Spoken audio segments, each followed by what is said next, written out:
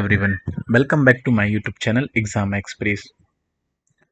AIIMS की तरफ से हमें नोटिफिकेशन देखने को मिल रहा है जहां पर हमें काफ़ी अच्छी वैकेंसीज देखने को मिल रही है। तो अभी रिसेंटली एम्स राजकोट जो कि गुजरात में है, इन्होंने एक नोटिफिकेशन रिलीज किया हुआ है और यहाँ पर हमें काफ़ी अच्छी वैकेंसीज देखने को मिल रही है। तो इन्होंने अभी जो रिसेंटली नोटिफिकेशन रिलीज किया हुआ है, यहाँ पर ये फिक्स टर्म बेसिस पर वैकेंसीज हैं। बेसिकली ये 1 ईयर के लिए हैं और फिर आगे आपकी परफॉर्मेंस देखकर 3 ईयर और एक्सटेंडेबल है। तो यहाँ पर जो वैकेंसीज हैं वो हमें मल्टीपल डिपार्टमेंट्स में देखने को मिल रही है। जैसे कि जो पहली वैकेंसी है वो एनेस्थेसियोलॉजी में देखने को मिल रही है 7 वैकेंसी।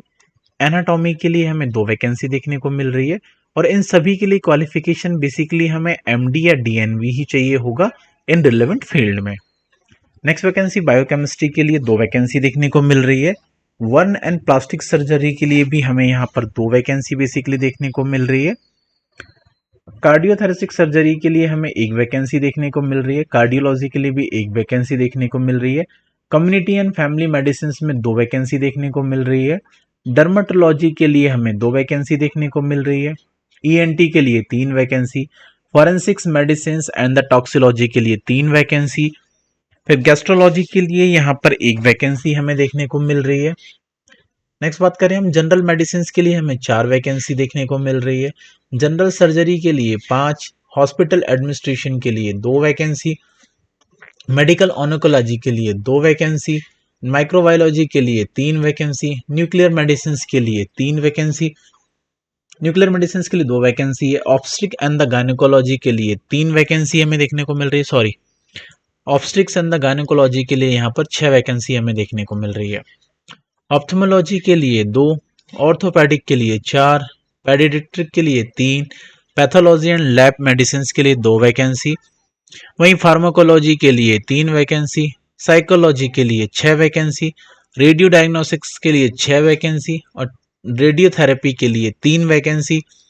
ट्रांसफ्यूजन मेडिसिन और ब्लड बैंक के लिए 1 वैकेंसी हमें यहाँ पे देखने को मिल रही है और ट्रामा एंड इमरजेंसी के लिए भी हमें यहाँ पर 2 वैकेंसी देखने को मिल रही है। टोटल वैकेंसी की बात करें यहाँ पर 78 वैकेंसी हमें देखने को मिल रही है। साथ ही साथ इन 78 वैकेंसीज में क्या है, 4% हॉरिजॉन्टल रिजर्वेशन है फॉर पीडब्ल्यूवीडी कैटेगरी के कैंडिडेट के लिए। साथ ही साथ post graduation medical degree from recognised university institute से होनी चाहिए इस पोस्ट के लिए अप्लाई करने के लिए। इंपोर्टेंट डेट की अगर हम यहाँ पे बात करें, 4/6/2025 से फॉर्म फिल होना स्टार्ट हो चुके हैं और 10/7/2025 तक ही फॉर्म फिल होंगे। फॉर्म फिल करने के लिए आप इनकी ऑफिशियल वेबसाइट www.emsrajkot.edu.in पर आप विजिट कर सकते हैं। अपर एज लिमिट की अगर हम यहाँ पर बात करते हैं, जो कि हमें 10/7/2025 के हिसाब से कैलकुलेट होगी, तो मैक्सिमम एज हमें 45 ईयर्स की हमें देखने को मिल रही है। वहीं SC ST को 5 ईयर्स का एज रिलैक्सेशन का बेनिफिट मिल सकता है। OBC कैटेगरी के कैंडिडेट को 3 ईयर्स का हमें यहाँ बेनिफिट देखने को क्या बेसिकली मिलेगा। एप्लीकेशन फीस की अगर हम यहाँ पे बात करते हैं, अगर आप जनरल कैटेगरी से फॉर्म फिल कर रहे हैं तो 1180 रुपये प्लस 18% GST इंक्लूडेड रहेगा इसमें। साथ ही साथ हम SC और ST के लिए अगर यहाँ पे बात करें तो 944 रुपये यहाँ पर एप्लीकेशन फीस देखने को मिल रही है including to the GST। Pay scale की बात करें, सीनियर रेसिडेंट के लिए 18,700 प्लस 6,600 रुपये ग्रेड पे रहेगा, जो कि 7 CPC के हिसाब से है। वहीं level 11 of the matrix pre revise PV entry के लिए 67,700 रुपये per month plus NPA plus other usual allowances यहाँ पर क्या देखने को मिलेंगे। NPA applicable only for the medical candidate के लिए रहेगा यहाँ पर।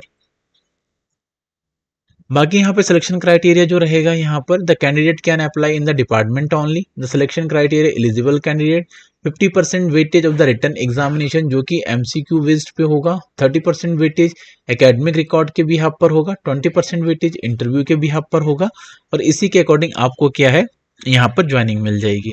Filling of more than 1 application duplicate application form के रूप में माना जाएगा। No candidate is allowed to fill more than 1 application against the seat of department या सब्जेक्ट। तो आपको इस चीज का ध्यान रखना है, आपको एक ही फॉर्म फिल करना है एक ही डिपार्टमेंट के लिए। बाकी काफी अच्छी वैकेंसीज हैं और साथ ही साथ इसमें क्या है, जब आपकी ज्वाइनिंग होगी तो 3 इयर्स का इसमें कॉन्ट्रैक्ट पीरियड होगा आपका, जिसमें आपको 1 ईयर कॉन्ट्रैक्ट में करना पड़ेगा। देन उसके बाद मैक्सिमम 3 साल तक एक्सटेंड इसको किया जा सकता है। इसके बाद में देन फिर ये एक्सपायर हो जाएगा, बेसिकली आपकी जॉब चली जाएगी।